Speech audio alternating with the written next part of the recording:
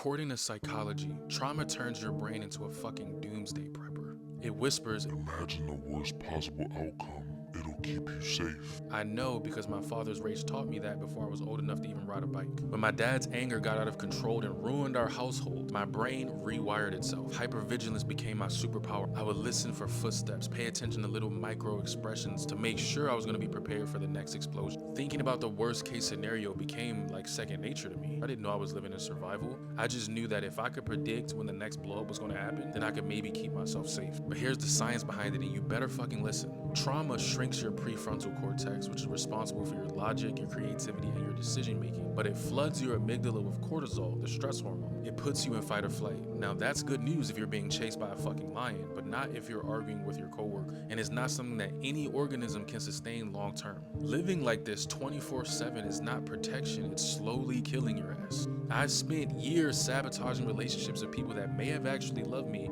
because I didn't want them to hurt me first. I was seeing betrayal in every little thing because I went through trauma that I hadn't healed from. The cost was relationships that failed, businesses that failed, jobs that failed, not being able to trust anyone, and more importantly, I couldn't even trust my fucking self. Here's some tips that I use to get the fuck over it, and maybe it'll help you too. When you're in a panic situation, thinking about the worst case scenario, think about the probability and the logical likelihood of this bullshit actually happening. Ask yourself, what are the actual odds of this really happening? And most of the time, it's lower than your ex's IQ.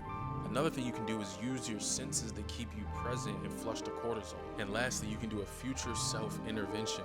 Ask yourself, what would a healed, unafraid version of me do right now? Think about it. Then do that exact thing. Fuck trauma. Yes, it is real. Yes, almost everyone has experienced it. But that doesn't mean because something happened in your past, it deserves to be able to hijack your future.